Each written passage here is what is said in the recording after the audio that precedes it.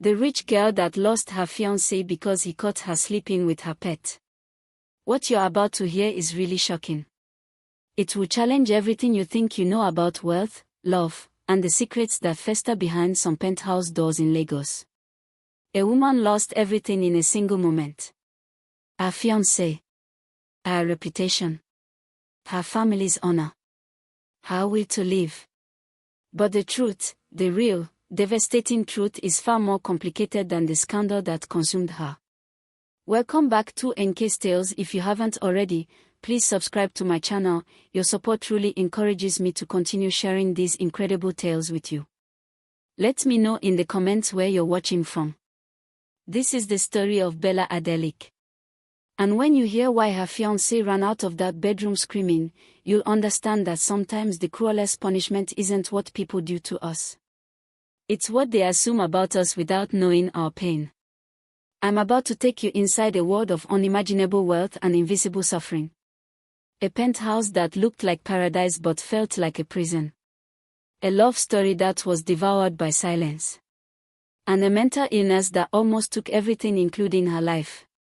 Listen closely, because Bella's story isn't about scandal. It's about all of us, and the ways we break when no one is watching. It happened on a Wednesday evening in Ikoyi, Lagos. Bella Adelic sat in her penthouse apartment and she was alone. So terribly, devastatingly alone. Her fiancé, David, was supposed to be in Abuja. His architectural firm had won a massive contract to design a commercial complex, and he'd been there for 3 weeks. 3 weeks of video calls that lasted 10 minutes because he was always rushing.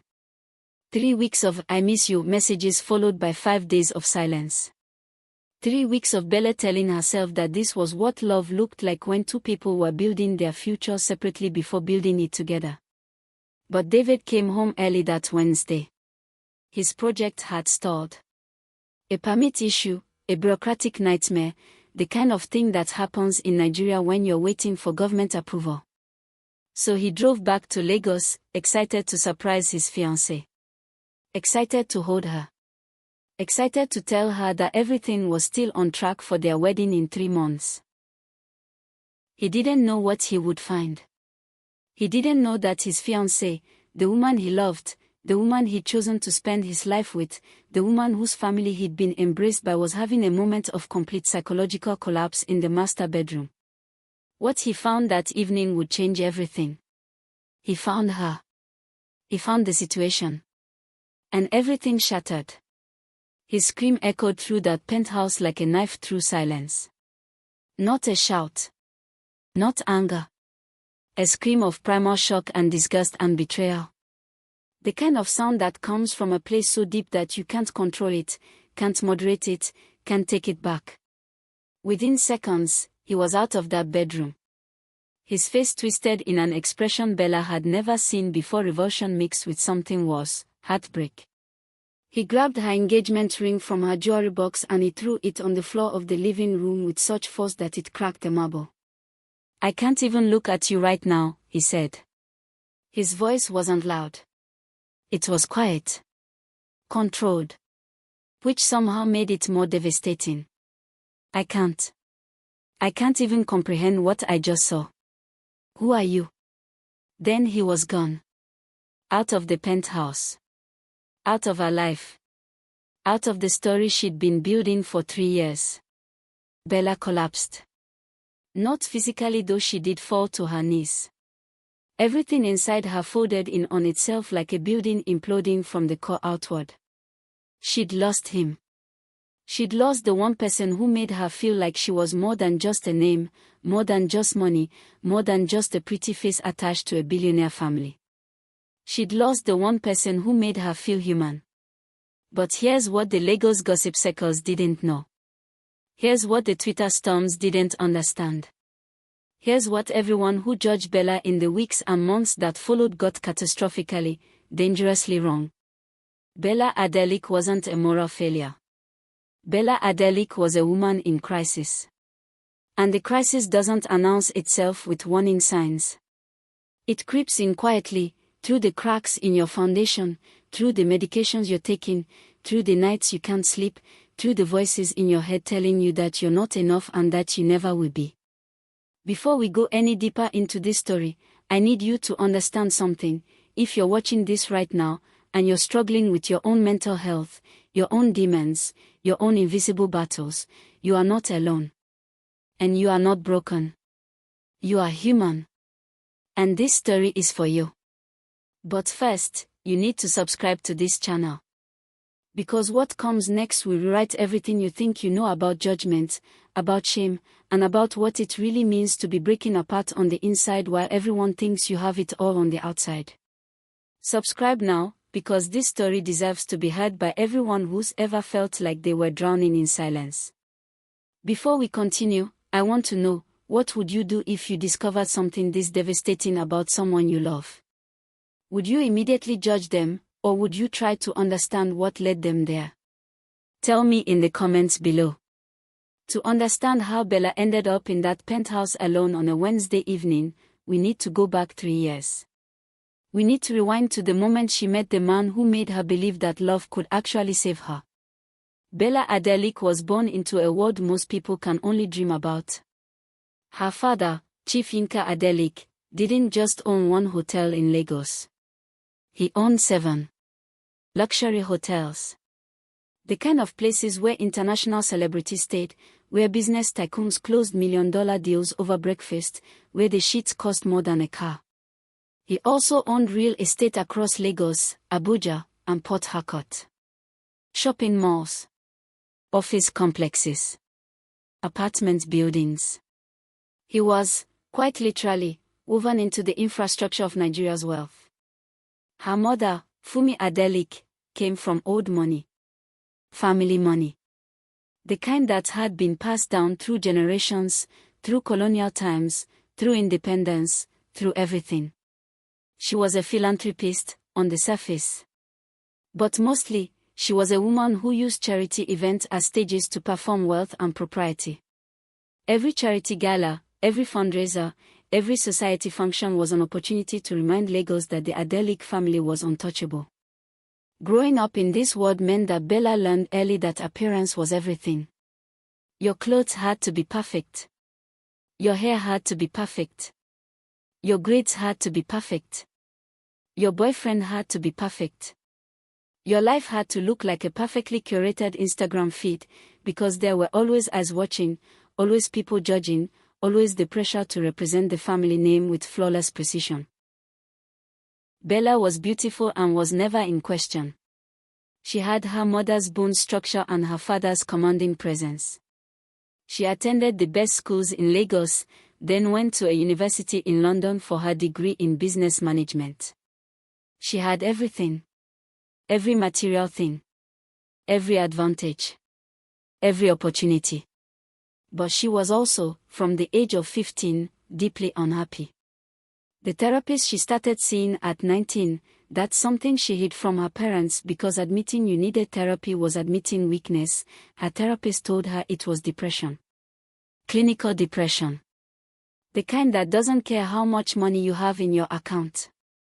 The kind that shows up anyway, uninvited, and tells you that you're not enough, that you'll never be enough, that everyone is disappointed in you even when they're smiling at your face. She was medicated. Sertraline. Citalopram. Various cocktails of SSRIs, adjusting dosages, trying different combinations to find what worked. Some days the medication helped.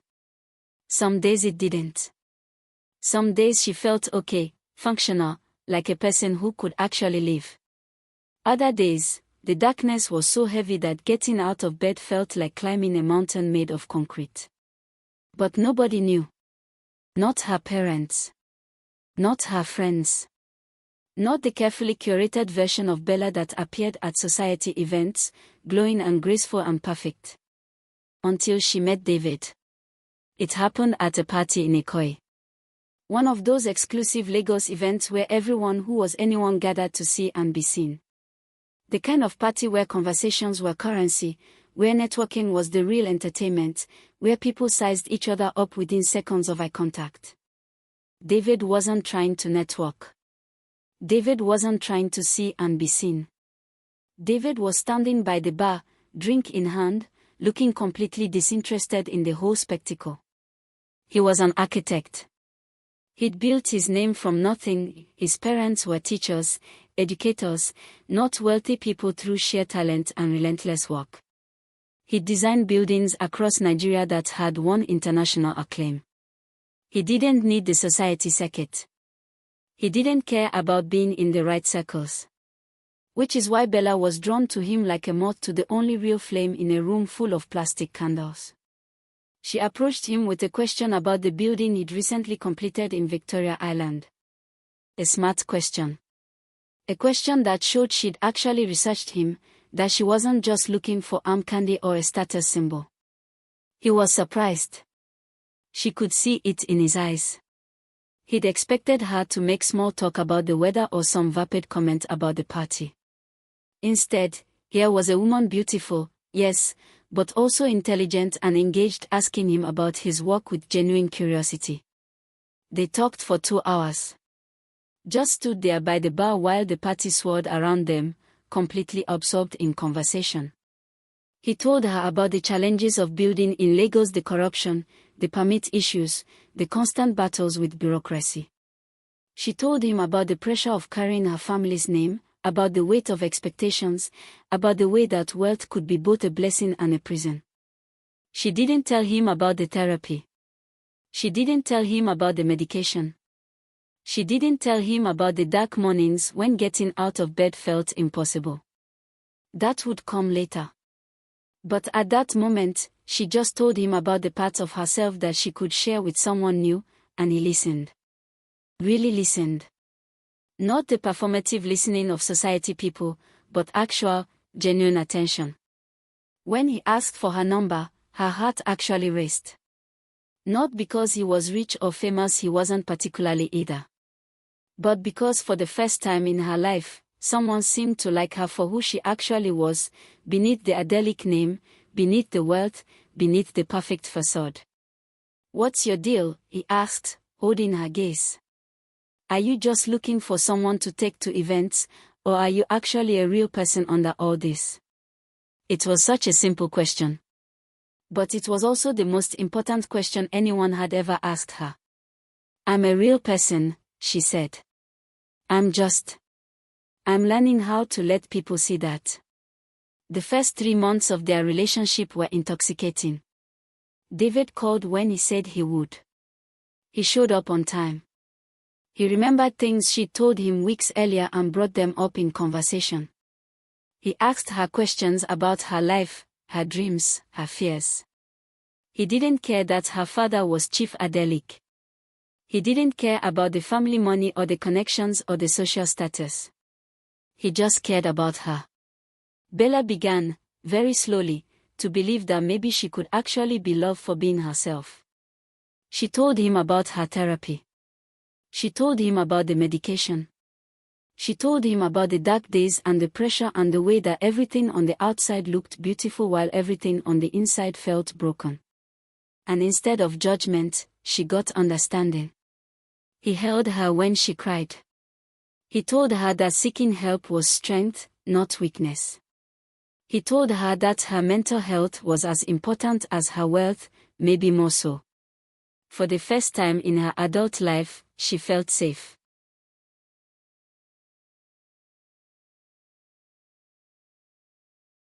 If Bella's story is resonating with you already, hit that subscribe button right now. And turn on notifications so you don't miss a single moment of what's about to unfold. This is the kind of story that changes perspectives. She felt seen. She felt like maybe, just maybe, she could actually survive being herself. When David proposed 18 months into their relationship, he did it at their secret place, a small, quiet beach outside of Lagos where they would go to escape the noise of the city and the pressure of their respective worlds. There were no photographers, no society announcements, no performance. Just David and Bella and the ocean and the question that changed everything. "Marry me," he said. "Not because of who your family is. Not because of what you have. But because you're the first person who's ever made me believe that real love actually exists." Marry me because you're real, and you're broken, and you're trying, and that's enough. That's more than enough. That's everything. Bella cried. Not the tears of a woman who'd gotten the fairy tale she was supposed to want, but the tears of a woman who'd been given something far more valuable, permission to be herself. She said yes. The engagement party that followed was inevitable. Chief Adelik wanted to celebrate. Fumi Adelik wanted to plan the society pages that were hungry for content. So there was a grand event at the Adelik estate, 400 people, champagne, catering, the full production that comes with a major Lagos society moment. Bella looked stunning. David looked proud. Her best friend, Zainab, pulled her aside at one point in the evening and said something that would echo through the months to come. "You've changed since you met him," Zainab said. "You're actually happy now. Not performing happily. Actually, genuinely happy. I haven't seen you like this since we were kids." Bella hugged her tight and whispered, "I've never felt like this. I'm terrified something will ruin it. I'm terrified I'll ruin it." Zainab squeezed her hand. "You won't. You're different. He sees you. He makes you want to be better. Just hold on to that." 3 months after the engagement party, everything began to change. David's architectural firm won a massive contract. A commercial complex in Abuja. It was the kind of opportunity that only comes once in a career. It was going to make his firm internationally known. It was going to be the capstone of everything he'd been working toward. It also meant that he would need to spend 6 months in Abuja, managing the project, being on site, overseeing every detail of construction. Bella understood. She told him she understood. She told him she was proud of him. She told him that this was just a temporary separation, that they would make it work, that the wedding could wait until after the project was complete. But underneath, something shifted. The anxiety that she'd been managing, the anxiety that David's love had helped her keep at, became roaring back. Not because David had done anything wrong, but because anxiety doesn't require logic. It doesn't require a good reason. It just shows up and whispers that you're not good enough, that he's going to realize you're broken, that he's going to find someone better, someone who doesn't need therapy and medication, and someone to talk them down from the ledge at 3 in the morning. The medication kept her steady. Most days. But some days, the weight came back. The heaviness. The feeling that she was drowning even though she was standing on dry land. And David, wrapped up in the excitement of his project, didn't notice the signs. This is where things start to fall apart. If you want to hear what happens next, you need to hit subscribe right now. Share this with someone you think needs to hear it. Because the next part of this story is where everything changes. Here's what I want you to think about: if someone you love is struggling, how much is it your responsibility to notice? Should David have seen the warning signs? Or is it unfair to expect him to read someone's mind? Drop your honest thoughts in the comments. For 2 years, Bella had been seeing a therapist named Dr. Chidima Okonkwo. Dr. Chidima had an office in Victoria Island, on the top floor of a building with a view of the lagoon, and she specialized in treating wealthy Nigerians who had everything on paper but were falling apart on the inside. There are thousands of Dr. Chidima's patients in Lagos. Women who look like they have it all: clothes, cars, husbands, children, social status, but who spend 50 minutes every week in a soundproof office admitting that they wanted to die last Tuesday. That they can't sleep. That they're having panic attacks in the bathroom at charity galas. That they're addicted to wine or Xanax or online shopping or some other mechanism of escape. That the weight of expectations is crushing them so slowly that nobody on the outside even notices they're suffocating. Bella was one of these women. In her sessions with Dr. Chidima, she talked about her childhood. About the pressure her parents had placed on her to be perfect, to represent the family well, to marry well, to have children well, to age well. about the constant surveillance and judgment. About the way that anything less than excellence was treated like failure. She talked about the depression that had started in her teenage years. The medication that helped but didn't fix everything. The days when the darkness was so heavy that she genuinely couldn't imagine why anyone would choose to keep living. She talked about David. About how his love had made her feel like maybe she could actually be okay. About how afraid she was of losing him. About how terrified she was that he would eventually realize that she was too broken to love, too damaged to be a good wife, too mentally ill to be a good mother to their future children. Dr. Chidima listened.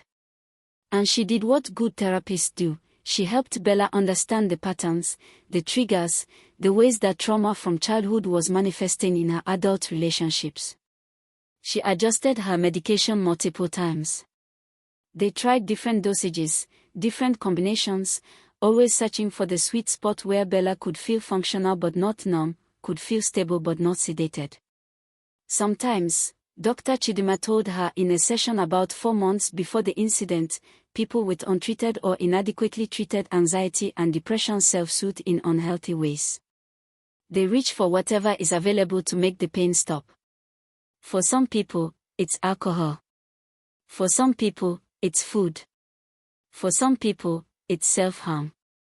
For others, it's things that might seem incomprehensible to an outsider.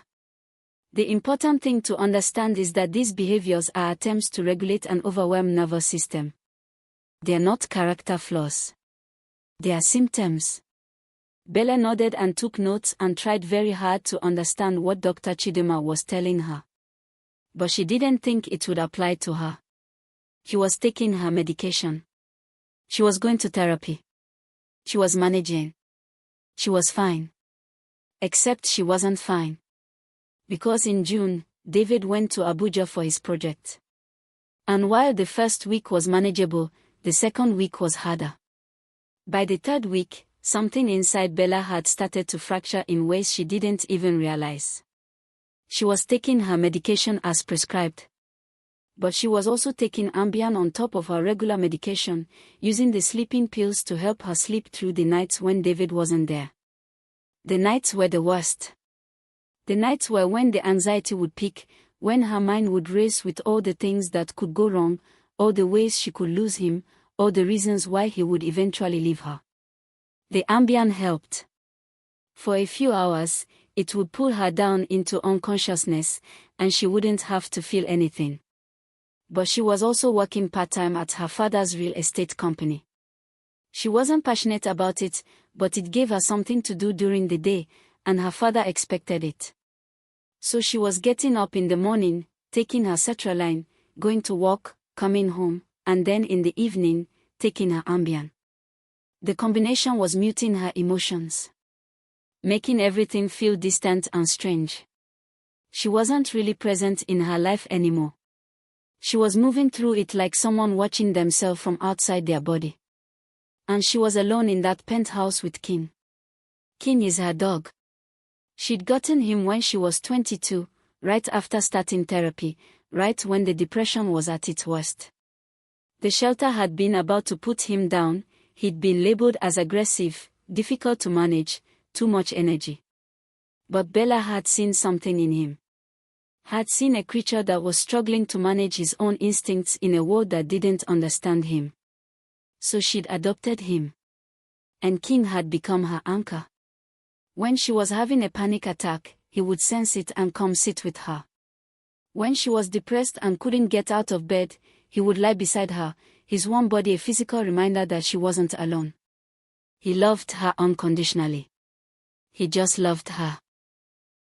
She loved him fiercely in return. But here's what nobody talks about: medication-induced states can be dangerous. Ambien, in particular, can cause complex sleep behaviors. It can cause dissociation. In rare cases, it can cause people to do things they would never do in their right mind.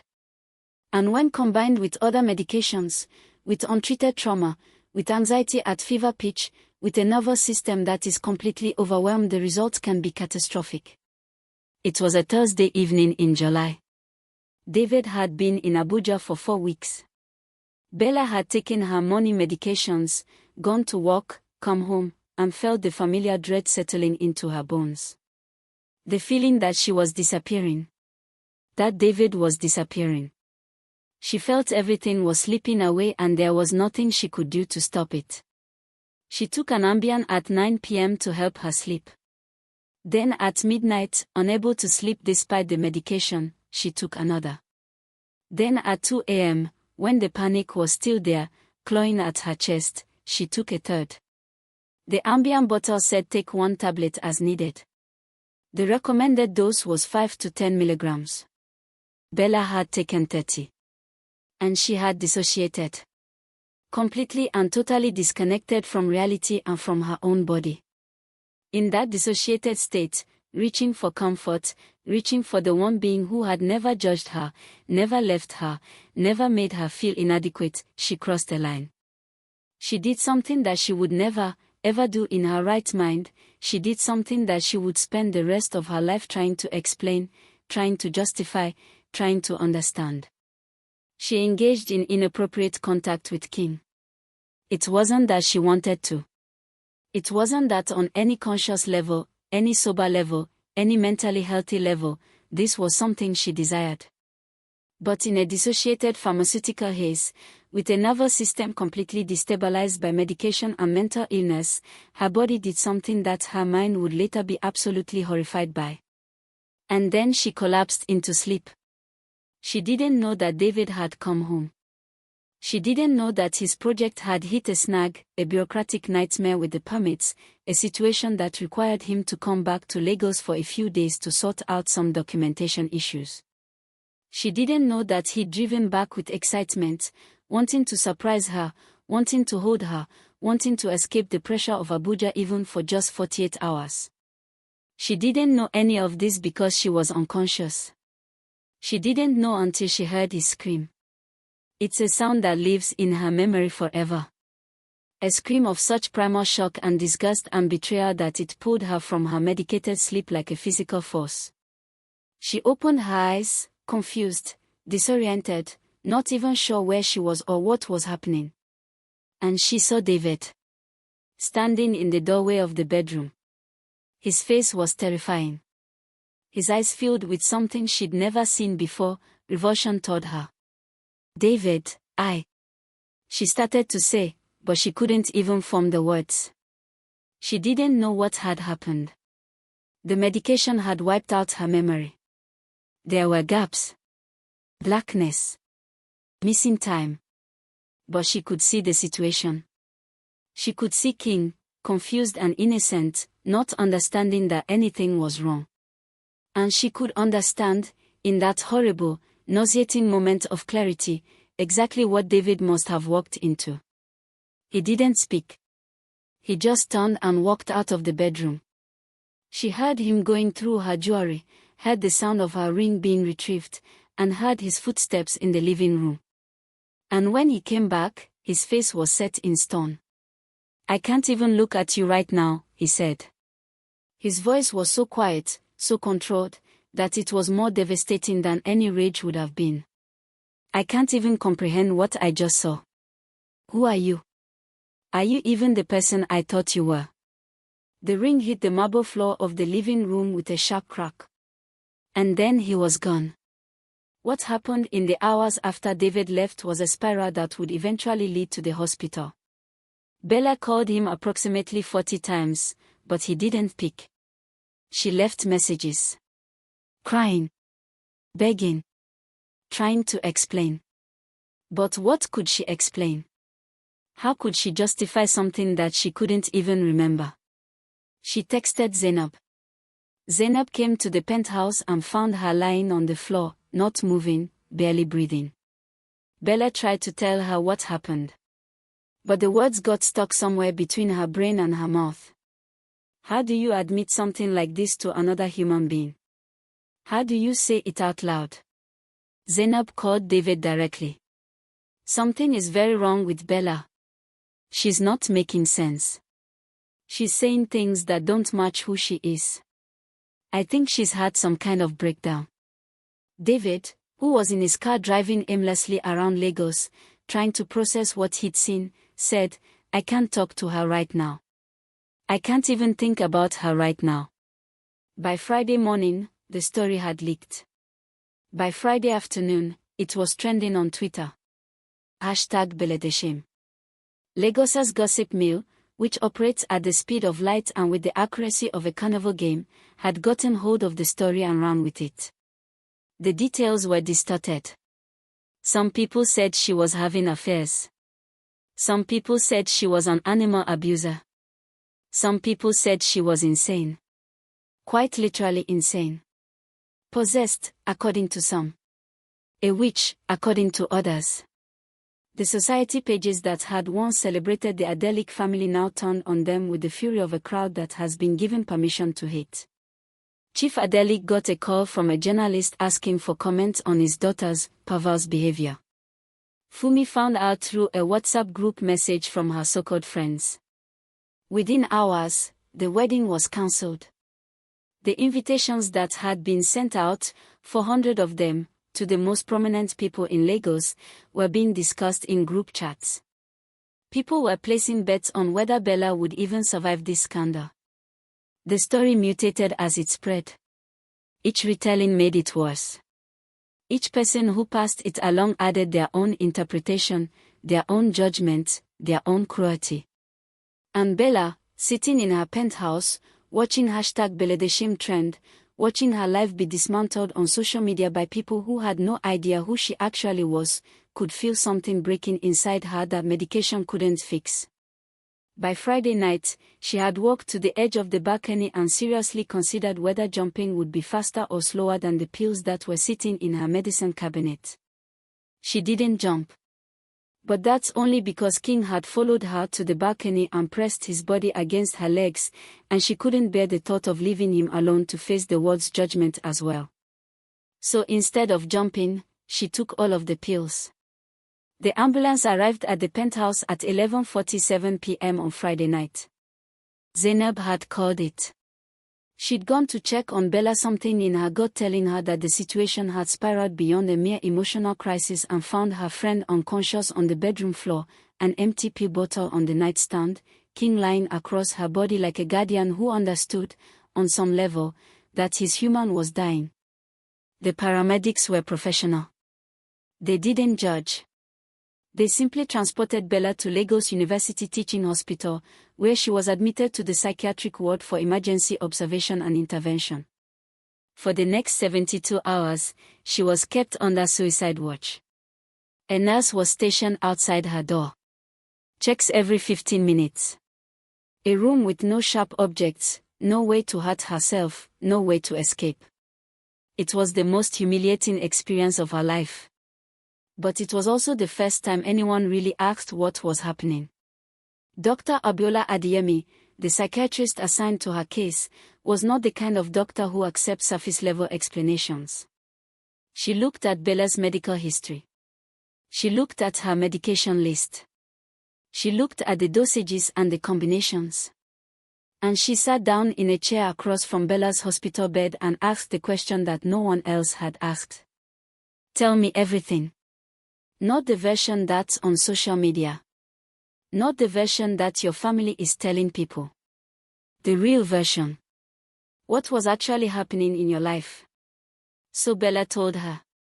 She told her about the anxiety, the depression, the medication, the dissociation that sometimes happened when she mixed too many things together. She told her about David leaving for Abuja, about the sleepless nights, about reaching for the Ambien to make it stop. She told her about taking too many pills that Thursday night, about blackness, about waking up to David's face and not understanding what she'd done. And Dr. Adeyemi listened. Really listened. Like someone who had spent 20 years understanding that mental illness doesn't announce itself neatly. That it doesn't follow the rules of social acceptability. That sometimes the brain does things that shock and horrify us, things that contradict everything we believe about ourselves. What you're describing, Dr. Adeyemi said slowly, is not a character flaw. What you're describing is polypharmacy.